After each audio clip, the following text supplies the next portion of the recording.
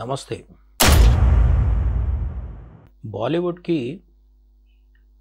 భయం తగ్గి భక్తి ఎక్కువైందంటారా?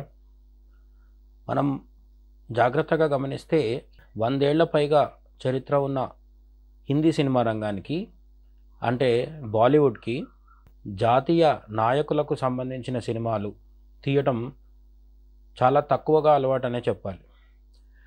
మహారాష్ట్రలో ముంబై మహానగరంలో కేంద్రీకృతమై ఉన్న బాలీవుడ్ హిందీ సినిమా రంగం ఇప్పటివరకు ఛత్రపతి శివాజీ మీద సినిమా తీయలేదంటే మనకు ఆశ్చర్యంగా అనిపిస్తుంది. మరాఠీ భాషలో రావడం జరిగింది. హిందీ సినిమాలో పూర్తిగా ఒక ఛత్రపతి శివాజీ మహారాజ్ సినిమా రాలేదు. ప్రస్తుతం నిర్మాణంలో ఉంది, అది త్వరలో రాబోతుంది. అయితే రాజు మారితే రాజ్యం కూడా మారుతుంది. అందుకే యథా రాజా తదా ప్రజ అని మన వాళ్ళు ఎప్పుడు చెప్తుంటారు. 2014లో నరేంద్ర మోడీ వచ్చిన తర్వాత బాలీవుడ్లో కూడా మార్పు వచ్చింది. మొదట్లో మార్పును అంగీకరించని వాళ్ళు చాలా గొడవ చేశారు, రచ్చరచ్చ చేయడం కూడా మనకు తెలిసిందే. స్వరా భాస్కర్ లాంటి చిన్న చిన్న వాళ్ళ నుంచి మొదలు పెడితే నసిరుద్దీన్ షా లాంటి సీనియర్ నటుల వరకు ఎంత హంగామా చేయాలి, ఎంత రచ్చ చేయాలి అనేది చాలా వరకు చేశారు. ఆమిర్ ఖాన్కి అయితే ఈ దేశంలో ఉండాలంటేనే భయం వేస్తుంది అని చెప్పి పిచ్చి పిచ్చి వ్యాఖ్యలు కూడా చేయడం జరిగింది ఆమిర్ ఖాన్. కానీ మొత్తానికైతే 2014 నుంచి 2025కి వచ్చే లోపల బాలీవుడ్లో ఒక స్పష్టమైన మార్పు అయితే కనిపిస్తోంది. బాలీవుడ్లో వివాదాస్పదమైన సూటిగా జాతీయవాదాన్ని, భారతదేశం పట్ల భక్తిని, దేశభక్తిని చాటే సినిమాలు తీయాలంటే గతంలో చాలా భయంతో నిండిన వాతావరణం ఉండేది. అది ఇప్పుడు క్రమంగా తగ్గుముఖం పడుతుంది. ఈ మధ్య కాలంలోనే మనం చూసాం, ఛత్రపతి సంభాజీ మహారాజ్ గురించి ఛావా అనే సినిమా తీయడం జరిగింది. ఈ ఛావా సినిమాలో విక్కీ కౌశల్ అద్భుతంగా నటించడం, రష్మిక కూడా అందులో హీరోయిన్గా ఉండడం మన అందరికీ తెలిసిందే. ఛత్రపతి సంభాజీ మహారాజ్ మీద ఛావా సినిమా వచ్చిన తర్వాత మన దగ్గర ఉన్న లెఫ్ట్ మేధావులు కావచ్చు, ఇతరత్ర వాళ్ళు కావచ్చు, కొందరు మైనార్టీ మతానికి సంబంధించిన అంటే ముస్లింలకు సంబంధించిన వాళ్ళు కావచ్చు, దాని మీద అభ్యంతరాలు వ్యక్తం చేయడం, పెద్ద చర్చ జరగడం అన్నీ జరిగింది. కానీ మొత్తానికైతే ఛత్రపతి శివాజీ మహారాజ్ వారసుడు ఛత్రపతి సంభాజీ మహారాజ్ని హీరోగా చూపిస్తూ, ఔరంగజేబ్ను విలన్గా చూపిస్తూ బాలీవుడ్ ధైర్యంగా ఒక అడుగు ముందుకు వేయగలిగింది. ముస్లిం పాత్రలని నెగిటివ్ షేడ్స్లో చూపించడం అంటే బాలీవుడ్ ఇంతకాలం గజగజ వణికిపోయేది. హిందూ బాబాలని, సన్యాసులని ఎంత చులకనగా అయినా చూపిస్తుంది, కానీ ముస్లింల మనోభావాలను దెబ్బతీసే విధంగా చూపించదు. కానీ మొదటిసారి ఔరంగజేబ్ను పూర్తి స్థాయి విలన్గా చూపిస్తూ, ఛత్రపతి సంభాజీ మహారాజ్ను హీరోగా చూపిస్తూ చరిత్రను తెరకెక్కించి ఒక చారిత్రక విజయాన్ని అయితే అందుకోవడం జరిగింది.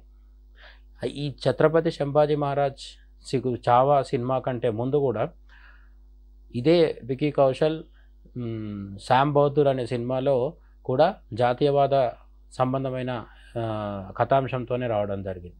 అలాగే ఉరి సినిమా కూడా మన భారతదేశ సైనికుల సైనిక పాటవాన్ని, వీరత్వాన్ని తెర మీద చక్కగా చూపించి గొప్ప విజయాన్ని పొందడం జరిగింది.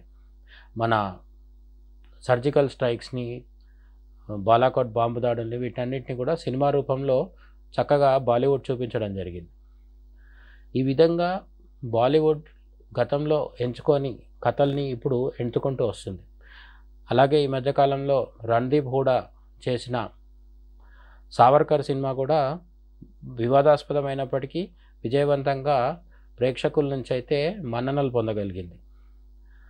ది కేరళ స్టోరీ కావచ్చు, ది కాశ్మీర్ ఫైల్స్ కావచ్చు, ఇవన్నీ కూడా మోడీ వచ్చిన తర్వాత బాలీవుడ్లో ఏర్పడ్డ మార్పుకి, బాలీవుడ్ కొన్ని కథాంశాలకు చూస్తేనే, కొన్ని రకాల సినిమాలు తీయాలంటేనే భయంతో వణికిపోయేది. ఇప్పుడు ఆ భయం స్థానంలో భక్తి వచ్చింది. ఈ భక్తి అంటే దేశభక్తి వచ్చింది. దేశభక్తితో కొత్త కొత్త రకాల చిత్రాలు, మంచి చిత్రాలు, జనం ముందుకి రాబోతున్న మరొక జాతీయవాద కథాంశంతో జనం ముందుకు రాబోతున్న గొప్ప చిత్రం కేసరి 2. ఈ కేసరి 2 అనే దాంట్లో జలియన్ వాలాబాగ్కి సంబంధించిన చరిత్రను గురించి మనకు కొత్త కొత్త అంశాలు చెప్పబోతున్నారు. అంటే జలియన్ వాలాబాగ్లో భారతీయులని అకారణంగా నిరాయుధులైన వందలాది మంది భారతీయులని జనరల్ డయ్యర్ కాల్పులు జరిపించి చంపేస్తాడు. ఆ చంపేసిన తర్వాత ఆ కేసు ఏమైంది?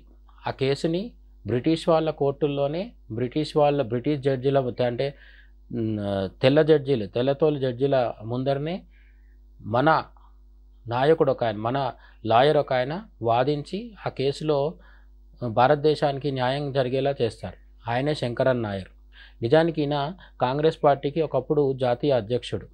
తొలి మలయాళీ కాంగ్రెస్ జాతీయ అధ్యక్షుడు కూడా శంకరన్ నాయరే. అటువంటి శంకరన్ నాయర్ని ఈరోజు ఉన్న రాహుల్ గాంధీ, సోనియా గాంధీల కాంగ్రెస్ పార్టీ ఎప్పుడో విస్మరించింది. ఎందుకంటే ఆయన మహాత్మా గాంధీని వ్యతిరేకిస్తూ 1922లోనే గాంధీ అండ్ అనార్కీ అనే ఒక పుస్తకాన్ని రాయడం జరిగింది. ఆ విధంగా గాంధీని వ్యతిరేకించాడు కాబట్టి నెహ్రూ కావచ్చు, నెహ్రూ తర్వాత తరం కాంగ్రెస్ నాయకులు కావచ్చు, ముఖ్యంగా గాంధీ కుటుంబం వాళ్ళు శంకరన్ నాయర్ని పూర్తిగా నిర్లక్ష్యం చేసి పక్కన పెట్టేయడం జరిగింది. ఆయనకి ఎక్కడా చరిత్రలో కానీ కేరళ కాంగ్రెస్ పార్టీలో కానీ ఎక్కడా స్థానం లేకుండా చేయడం జరిగింది. ఇప్పుడు కేసరి 2లో అక్షయ్ కుమార్ శంకరన్ నాయర్ పాత్రలో కనిపించి మరొకసారి ఆయన గురించి చర్చకు కారణమయ్యాడు.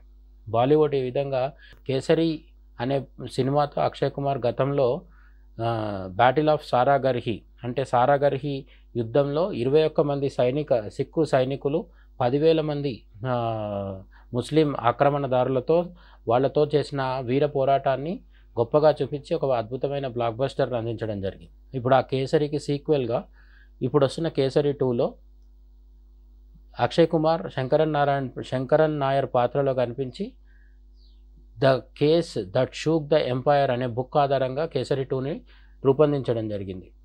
అంటే బ్రిటిష్ సామ్రాజ్యాన్ని కబలించిన కుదిపేసిన ఒక కేస్ అని చెప్పి ఒక బుక్ రాయడం జరిగింది. ఆ బుక్ ఆధారంగా కేసరి 2ని రూపొందించడం జరిగింది. ఇందులో శంకరన్ నాయర్ ఏ విధంగా బ్రిటిష్ న్యాయ వ్యవస్థతో పోరాడి జలియన్ వాలాబాగ్ విషయంలో భారతదేశానికి న్యాయాన్ని సాధించగలిగారు అనేది చూపించారు. ఏప్రిల్ 18న థియేటర్స్కి వస్తున్న Kesari 2 the untold story of Jallian Walabagh మనం అందరము తప్పకుండా చూడాల్సిన సినిమా. జాతీయవాదులందరూ కూడా ప్రోత్సహించాల్సిన ఒక గొప్ప చిత్రం. ఇలాంటి చిత్రాలని ప్రోత్సహిస్తే బాలీవుడ్లో మరిన్ని మంచి సినిమాలు హిందీ భాషలో జాతీయవాద దేశభక్తి చిత్రాలు రావడానికి మనం ప్రోత్సహించిన వాళ్ళం అవుతాం. కాబట్టి కేసరి 2 తప్పకుండా మనం అందరం చూద్దాం. జై హింద్.